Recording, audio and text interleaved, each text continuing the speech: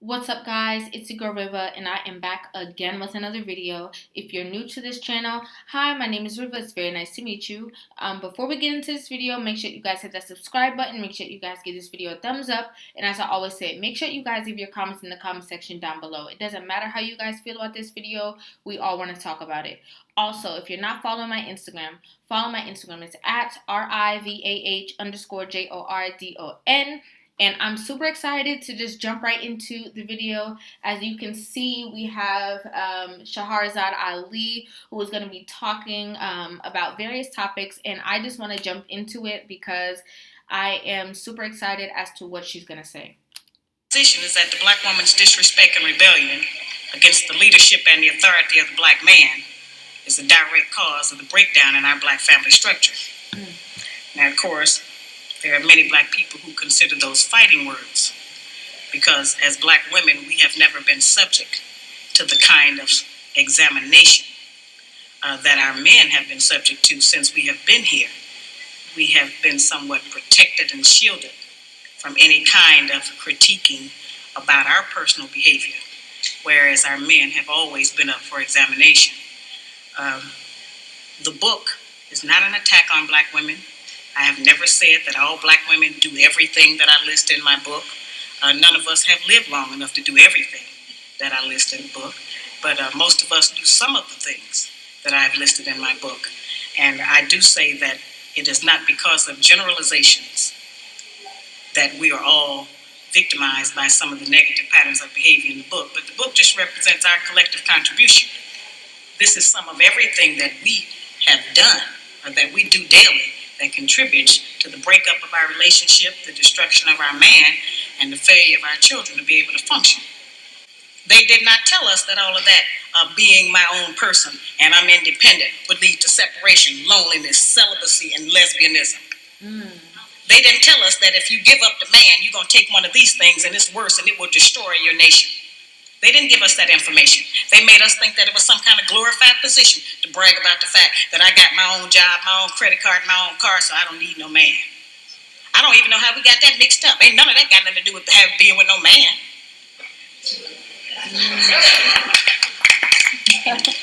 We have some serious relationship problems that nobody has been able to address us on because everybody wants to pretend that this is not going on. Over 60% of our women are single, widowed, separated, or divorced. They don't have a man. I just came out of Florida and they got a housing complex that the Urban League built, which is a black organization that is for women and children only. They say they don't allow any men in there. I didn't have time to deal with it, but I talked about them real bad. That's the silliest program I've ever heard of. You know them women that had men if they got a bunch of children. They need fathers. They need protection. Guys, okay, this is super powerful. I'm gonna see if I can find the full video to do that at another time. But this is super powerful because even with things like what's that thing called, like section, I don't know what they're like with housing, I guess, like government housing, or I don't know if it's called government housing. I'm really not sure. I'm not versed in that. So I'm not going to pretend like I know the exact names, but I know like in Florida it's called like Section 8 housing, or I don't know if it's HUD. I have no idea.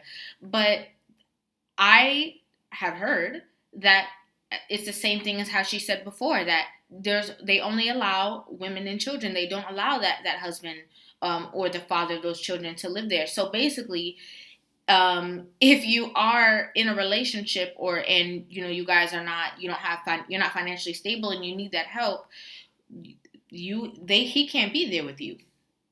I've heard stories about how people have literally like hid their spouse in their space with them so that they can like live there, but that person then has to go, like, and if they find out, they're going to kick you out and you have to move. Like, I think that's horribly, it's a truth, but I think that's something to definitely think about. I never really thought about that logic in this manner. We hear about the drug problem that we have in our projects across the country. It's one of the major places that we have a drug problem. We talk about the great strength that we have as black women. Well, the welfare department don't rent government apartments to single black men. Those apartments belong to black women who are allowing this to go on in their home. We have not looked at what part of the responsibility do we share. Yes, black men sell a lot of drugs, and a lot of us black women get the money from them drugs and buy some of these fancy clothes we wear, drive around in some of these fancy cars. He is not doing these things alone and without support from us, whether they are good or bad.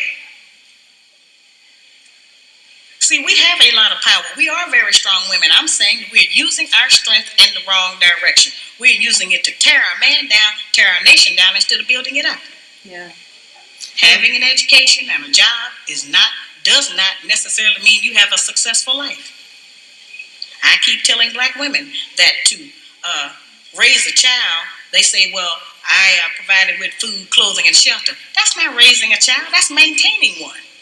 To raise a child, you need a parental coalition of a man and a woman. We have sons who, by not having a father in the home, they don't know how to respect women. They take on the black feminine female emotionalism. They're doubtful. They're indecisive. They can't make a decision. They don't know what to do about being a man because we can't teach them that. We don't have that knowledge. Come on. We have daughters who grow up in a home where they don't see any affection, where there's no man there. They go out into the world and try to mate. They don't have no idea how to be no woman to no man. Just searching for affection everywhere. And what she said about these children is so true. Like, you know, that son, he does have like the emotional capability because the mother has poured all of her emotions all onto him. However, they don't really know how to deal within these. They can't replicate anything because there's nothing that they see in front of them. Function in a house with a man because they haven't seen it. See? Most of our children, just like us, get all the information we have about how you be with a mate off television. Mm-hmm. It's the only medium that shows us anybody being together. Mm-hmm. Those rules have not worked for us. The white woman's liberation movement, we don't have anything to do with that. We have not been under the control of the black man for over 500 years, so what do we have to get liberated from them from? Say that. They haven't been our boss. That's the white woman and her man. They're going through that, and that's their business. We don't have any business being in that. They only introduced it to break down. That is not our business. That's not your business. You need to mind your own business because that has nothing to do with you. Civil rights movement started with the black man, the black woman, and the black child standing together, trying to plead for freedom, justice, and equality, and more benefits in the country that they had built. They threw the white woman in there with the women's liberation movement and made it a woman against man thing. That created a big separation between black men and black women because then everybody started going for self. Then they bring the welfare system in and tell us in order to feed and clothe and house our children, we have to give up our man. You have to put the man out of the house. When the white farm wife goes to the government for subsidy for the farm, they don't tell her to get rid of the farmer. They keep that family together. But in the black community, they make it a requirement because they want to keep endorsing into the black community that the black man is no good. Wow. And that he is not deserving of respect. He is not deserving of us letting him give us any protection or instruction, and that we are better than them. The major responsibility that the black woman has had on the earth for the trillions of years that we have been here has been one of nutrition and birthing children. Those two things have a great deal to do with the survival of any people. Right. The reproduction of the nation and feeding them the proper food so that they can live.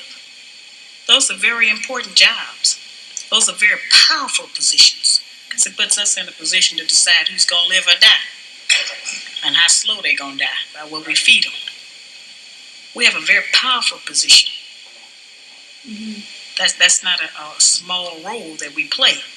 We have just been taught to misrepresent. So, I love her. I love her so much.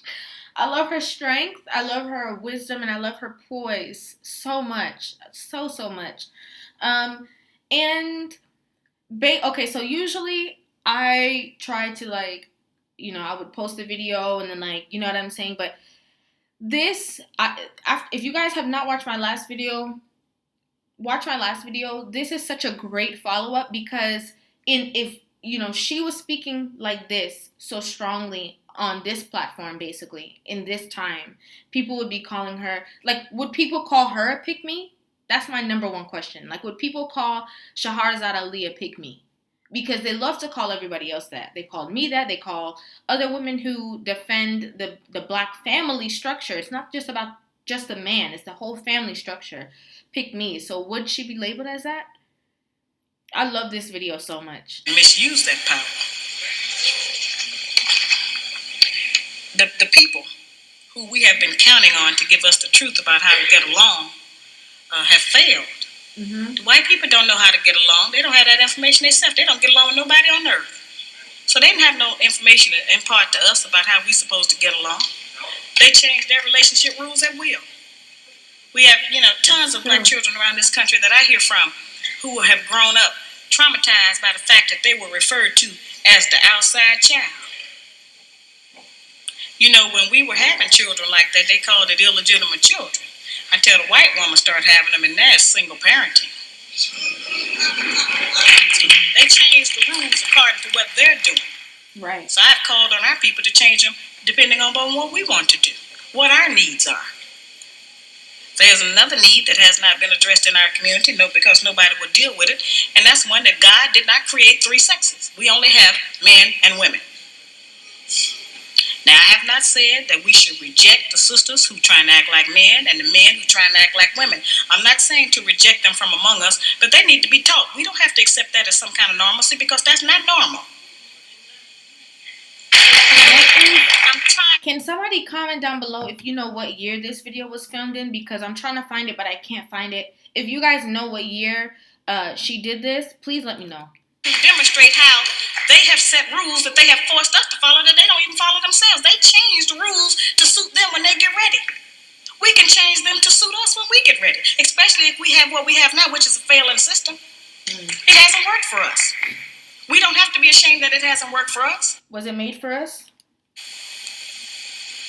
But we do have to be ashamed of the fact that we keep plodding behind it and not trying to make the corrections that will help our people to survive. He wants to keep us in this condition. He wants to keep us separated from our man. Because he knows that the only door, the only route he has to destroy our black man is through the black woman.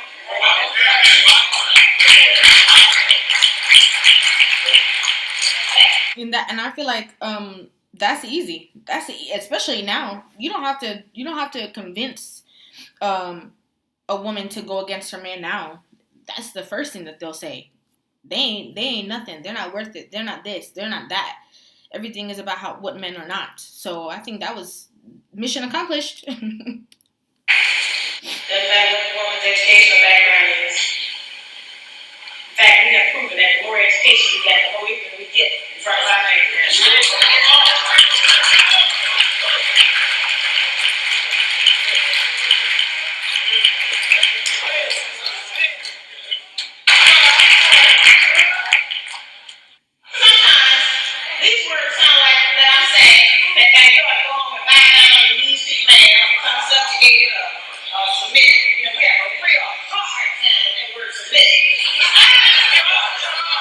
So if she's saying this in this time, that, we're having a hard time with that word submit. Look how many years ago this was.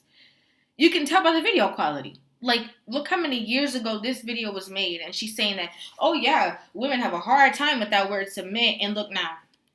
Still same problem.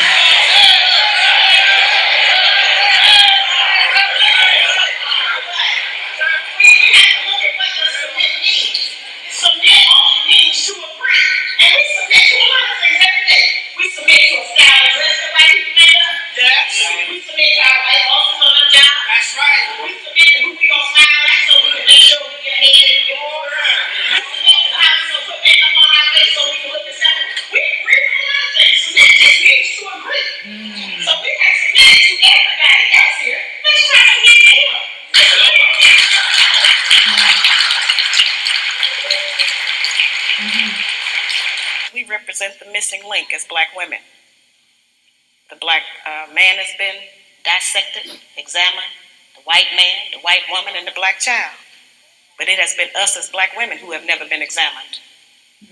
We have been protected. We have been insulated.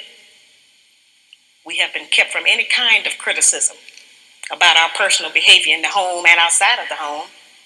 And we have been given the false compliment that we are the backbone of the black nation. Looks like we're being examined now. Looks like we're being examined right now.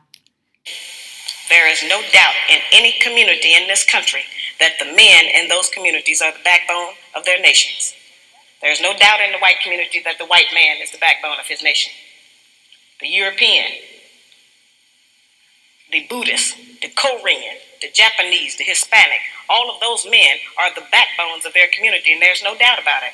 It is only in the black community where those values have been transposed and where they put that burden on us and tell us that we are the backbone of the black community, which is a direct insult to the black man and implies that he don't have no backbone and that his women have to represent him.